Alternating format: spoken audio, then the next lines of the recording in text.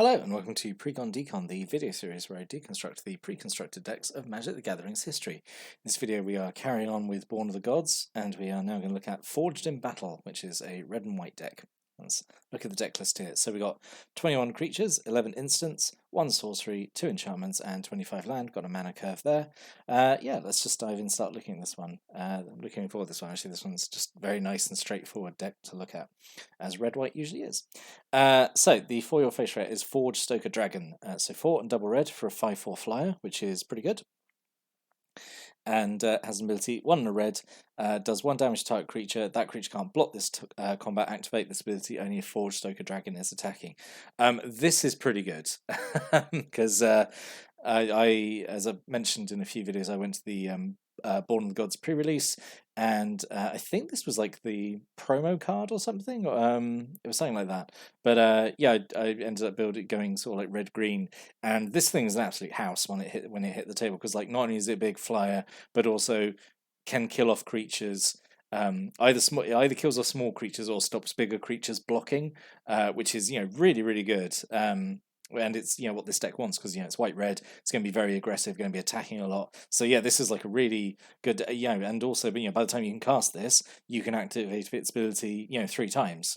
So yeah, really good, solid kitchen table casual rare here. Yeah, really good inclusion. So the other rare is Labyrinth Champion. So 3 in a red for a 2/2. Whenever you cast a spell that targets Labyrinth Champion, does 2 damage to creature or player. So yeah, so this deck is all focused around like heroic again, like we saw in the last set we had Anthusa's Army, which was green-white heroic. So red-white heroic was the other real kind of archetype color combination for heroic shenanigans, because those are again, red is again obviously like an aggressive color, likes attacking, has good access to like buff spells and stuff. So yeah, this is okay. Labyrinth Champion I've always been like slightly disappointed by.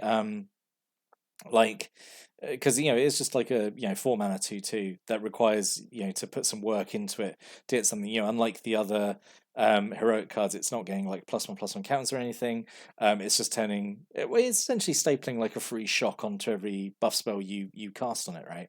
But I really do wish it had something like like first strike or something, or like if it was like a 3/3 or something. That's probably me being greedy, but yeah, like comparing this to Forge Stoker Dragon, like they're not the same at all. Like Forge Stoker is definitely like a much higher, is just a much better card compared to Labyrinth Champion. Like I think recently this got reprinted in a recent-ish set, and I think got downshifted to uncommon, which I think feels right for it. Like if this effect feels too weak at rare, honestly. It's still okay. Say it does tack on a free shock onto buff spells, but there was definitely better choices for this, as I'll discuss. So then let's move on. So we've got a single Acroan Conscriptor. So 4 and a red for a 3/2. Has heroic. Whenever you cast a spell that targets a Acroan Conscriptor, you gain control of another target creature to end turn. Untap that creature against haste. So this turns all your all your buff spells into active treason, which I would think is actually a much better effect than the Labyrinth Champions, I suppose, to gain temporary control of stuff, like get free active treason and stuff. Maybe the Labyrinth Champion just because it is burn, it is removal, I suppose. But yeah, this like the Conscriptor's ability feels like much stronger to me personally. But again, this is like an effect the deck really wants, because you cast buff spells, you gain control of opponents' creatures, you're getting them out of the way, so you're now like buffed up creatures that you've cast all your buff spells on can get through and get through unblocked. So yeah, I think this is pretty good. 2 Acroan Crusaders, single red mana for a 1/1. Whenever you heroic, whenever you cast a spell that targets it, you get a 1/1 red soldier creature token with haste. So this, for like a 1-drop, I think this is pretty good, right? It's a 1/1 that makes more 1/1s for free. Like well, it's not free because you have to still cast like a buff spell on it. But yeah, I think this is pretty good. I think this is a pretty good little inclusion here. Again, I like it. We've got 2 Arena Athletes, 1 in a red for a 2/1. Whenever you cast a spell that targets Arena Athlete, target creature and opponent controls can't block this turn. This is okay. Actually, really, I've just noticed. Really annoys me that it's just a human. He's not like a human warrior or anything. That actually really bothers me more than it should. But yeah, I like this effect again. It's an effect the deck wants. It's going to get blockers out of the way, so you can sweep through unchallenged. I still do think the Crusaders and the Conscriptors effects are better. Adding to your own side of the board. Either by making tokens or by active treasoning stuff. But yeah, Arena Athlete is okay. At the very least, it's a 2-1 for 2, I suppose. And we've got 2 Akroan Skyguard, so 1 white for a 1/1 flyer. Has heroic whenever you target it, it gets +1/+1, or +1/+1 counter, I should say. This is pretty good. This was kind of everywhere. Pretty much every game I played against in the pre-release was using some form of heroic, and Skyguard was everywhere because it's so good. It just ramps up so quickly if you just cast buff spells, and it very quickly gets out of control. And then it feels like, oh, I don't want to use a kill spell on something like on a 2-mana creature, but now it's like a 5/5 flyer, and it's just this is a really high ceiling. Really like a Crown Skyguard. We have 2 Elite Skirmishers, 2 and a white for a 3/1. Whenever you cast a spell that targets it, you can tap target creature. Once again, an effect the deck really wants, so you can get enemy creatures out of the way so you can sweep in and attack. So yeah, this is again like perfectly fine effect. Only 1 Phalanx Leader, which again I'm really sad about. Should definitely be 2 in here, I think. Double white for a 1/1. Whenever you cast a spell that targets it, you get a +1/+1 counter on every creature you control, which is really good. Yeah, really excellent. Again, this is really wish there'd been more than 1 in here because this ramps up so quickly. Yeah, really good card. And then a single Wing Steed Rider, so 1 and double white for a 2/2 flyer. It's basically a Crone Skyguard, but just 1 extra mana for +1/+1. Yeah, so almost exactly the same. Yeah, it's still fine. It's still an evasive creature that's going to get +1/+1 counters. So yeah, still really good. And then a single Akroan Hoplite, 1 red, 1 white for a 1/2. Whenever it attacks, it gets +X/+0 turn, where X is the number of attacking creatures you control. So yeah, this is pretty good. This actually goes in really nicely with the Boros cards we just had in Ravnica, where they all had Battalion, which was like, oh, if they attack and you got 3 or more attacking creatures, you get the Battalion effect. So it feels like honorary Boros, I suppose. But yeah, this is okay because the very minimum attacks, it's attacking with itself. It gets becomes 2/2. Yeah, it can obviously jump up to pretty high power. So and you got ways in the deck of giving it stuff like first strike or whatever, so it can really benefit from that high power. We've got a single Akroan Phalanx, 3 and a white for a 3/3 Vigilance, which is alright. You can pay 2 and a red. Creatures you control get +1/+0 turn. So this is actually really nice. I think just a board wide buff, even just like +1/+0 is can be enough to like really like shift a combat. So yeah, this is pretty good. I like this. Yeah, because you are going wide with this deck. With a bunch of creatures. So having ways to buff them all up is really good. And then a single Priest of Iroas, Ireus, I don't know. 1 red mana for 1/1. A rare red cleric, mono red cleric, which is always fun. But you can pay 3 and a white to sacrifice it to destroy an enchantment. So really expensive activation cost. Yeah, just to destroy an enchantment. It's okay. It's just here is obviously like a bit of in case of enchantment, break glass, I suppose. But it's okay. It's okay. It's not the one of the stars of the deck. A single Loyal Pegasus, 1 white mana for a 2/1 flyer. It cannot attack or block alone. That's fine. I think you're always going to be attacking with more than 1 creature in this deck anyway. So pretty negligible downside, honestly. But yeah, obviously it's really aggressively costed, it being a 2/1 flyer for only 1 white mana is pretty good. Actually, kind of wish there'd been again like maybe more than 1 in here, honestly. A single Reckless Reveler, 1 red for a 2/1, and you pay 1 red and sacrifice it to destroy an artifact. So again, like the Priestess of Ireus, just a bit of utility, I suppose. A single 2-headed Cerberus, 1 and double red for a 1/2. It has double strike. This is pretty nice, I think, especially you've got so many buff spells in the deck. Having double strike means it's going to get essentially double the benefit of any kind of combat trick. So yeah, this is a nice inclusion. I like this. And then because it is a Theros deck, we are legally obligated to have a vanilla creature. So we have 2 Cyclops of One-Eyed Pass, which sounds like a euphemism. Just 2 and double red just for a 5/2. fine, whatever. This is something you would take out almost immediately because it's just, just has no synergy really with anything other than it is just a big creature. But yeah, definitely want more heroic creatures in here. So let's look at there's a whole arsenal of buff spells in here, which is really good. So we have a single coordinate assault. This is excellent. Out of all the teamwork spells, I talked about it very briefly in the last deck we looked at with the cutthroat maneuver. Every color has one of these teamwork buff spells, which means you essentially get to trigger 2 heroic creatures at once. Coordinate assault, I think, is excellent. So it's 1 red mana, instant speed, up to 2 target creatures, each get a +1/+0 and gain first strike turn. So yeah, for 1 mana, this is super good, I think, because it works. Giving first strike at instant speed is, it can be like really like devastating as a combat trick. So doing this works, really good on attack or on defense. Say you're potentially getting 2 heroic triggers off this as well. So you're, either making, giving creatures like +1/+1 counters, or maybe, depending on all the other stuff you got here, you might be tapping something down, you might be gaining control of something. So yeah, it's a real shame there's only like one of them in the deck along with the Dauntless Onslaught as well. But this is excellent. I really like this as a combat trick. It's really good. Dauntless Onslaught, I think, is a little boring by comparison, because it is just straight like +2/+2 to up to 2 target creatures. But it's functional. Again, it can be potentially triggering 2 heroic creatures with just 1 spell. So I think that's worth it. But it does feel like a little boring compared to Coordinate Assault, which I do think is the best one out of the cycle. Although the green one is also very good. The one that lets you draw cards if they get through. So yeah, that's good as well. 2 Mortal's Ardor, so 1 white mana. Target creature gets +1/+1 and gains lifelink to turn. This is fine. Yeah, it's a perfectly fine little combat trick for only 1 white mana. It's okay. Yeah, it's perfectly fine. 2 Rise to the Challenge, 1 red to give target creature +2/+0 and gain first strike turn.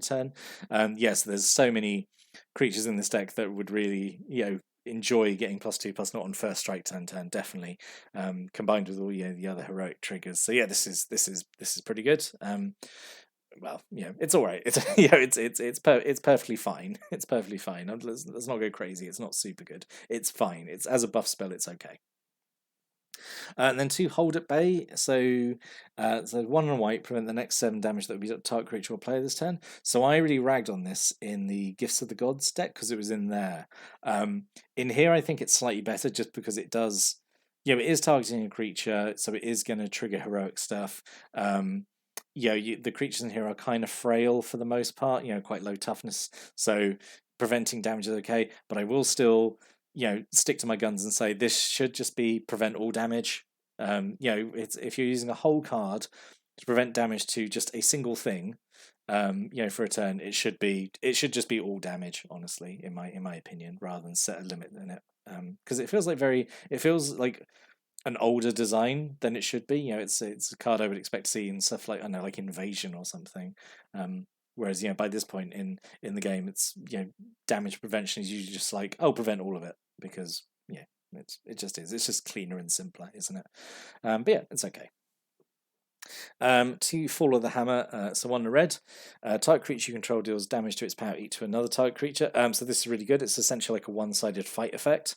And at instant speed, this is really nice actually, because again you get a heroic trigger, and it can double up then as some removal as well, which is pretty good. If you're really desperate, you could get 2 heroic triggers out of this, because you could get one.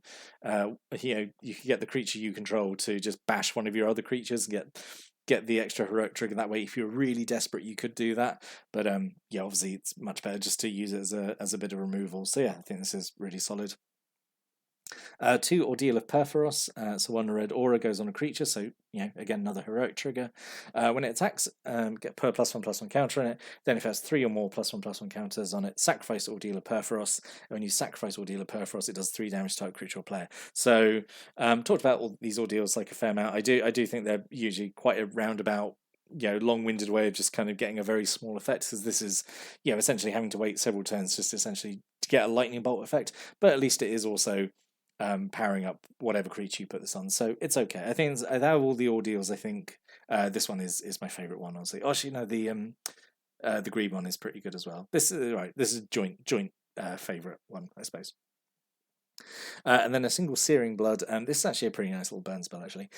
So double red, does 2 damage to target creature, and then when that creature dies this turn, Searing Blood deals 3 damage to the creature's controller. So that could be a nice, like, kill off an X2 and then do 3 damage on the controller. I think that's quite nice. Finish off a creature that's maybe taking some combat damage. Yeah, and then I say that damage then spills over onto the controller as well. So yeah, I quite like this. And then a single Pinnacle of Rage, so 4 and double red, sorcery, it's the only sorcery in the deck. Get used to this, because I think this shows up in pretty much every red deck going forward from what I remember. But yeah, 4 and double red, sorcery, does 3 damage to up to 2 target creatures and or players, so pretty expensive. Just to do 2 lots of 3 damage. You can't double dip on it, so you can't target the same thing twice, which is a real shame. But yeah, it's fine, isn't it? I suppose it could potentially get in the last bits of damage if you get up to 6 mana, I suppose. And then we have 11 plains and 14 mountains. So yeah.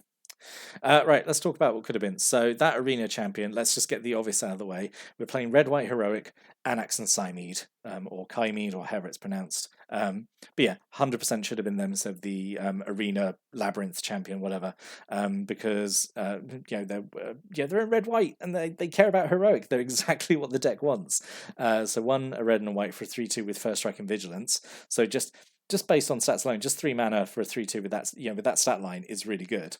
And then has Heroic, whenever you cast a spell that targets Anax and Cymede, all your creatures get +1/+1 and gain trample and turn, which is really, really good. So that would have been such a good alternative rare, I think, rather than the Labyrinth champion. Alternatively, because maybe that would have been a bit too good, you could have had Fabled Hero, which is 1 and double white for a 2/2 with double strike, and just gets counters when you target it, which is again fine. Having double strike means it's like the Cerberus; it essentially gets double the benefit from buff spells. So this could have been good as well. I just think that Labyrinth champion is really disappointing as a rare. Definitely should have been just a good uncommon rather than a weak rare, in my opinion. And then the one heroic card that kind of got left out, and I think this could have been excellent here as well, is Vanguard of Brimaz. So double white for a 2/2 with Vigilance, so like fairly good stats anyway. And it's essentially like the white version of the Acroan Crusader. Like when its heroic trigger is to make a creature token, which is good, because you do have like a fair number of of buff spells in here that that affect your whole board, so that would have been okay. Although that does actually run into the complication, and I don't get to really talk about this much, because these decks are meant to be played playable essentially out of the box. If you got like a deck that's using +1/+1 counters and making a bunch of tokens, that can actually be a bit of a barrier to new players, because they might not have things to represent tokens or counters and something. So that that is a consideration, and maybe that's why it wasn't included. Like they were like, oh, we've already got like maybe one token creator. We don't need something that makes a different type of token, or a node that uses too many counters. I don't know. I'm just maybe taking a guess there, but that is an important thing to consider, I think. But anyway, yeah, I think this is out of the 4 I've looked at so far in Born of the Gods, I think this one is like the best one at the moment, just because like it's just the most straightforward. It has like lots of nice little synergies to it. Like nothing in here feels like a bad card. I know I said like the Labyrinth champion feels a bit weak, but it's not like a bad card like some of the it's like some of the cards in the other decks I looked at so far. And like Red White Heroic is just like a really cool archetype. It's very straightforward. It's not like durdling around like the Inspired one was. It is just play some cheap aggressive creatures, play some buff spells, get some extra benefits from your buff spells, and attack. And it's just really straightforward. And I think as a result, I think this one would have been one that played like really well out of the box, and just I think would have been just a fun time.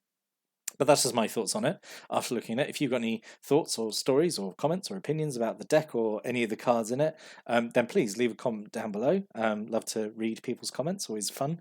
But yeah, I'll be back next time to look at the last Born of the Gods intro pack. But until then, thanks for watching and listening, and have a great day.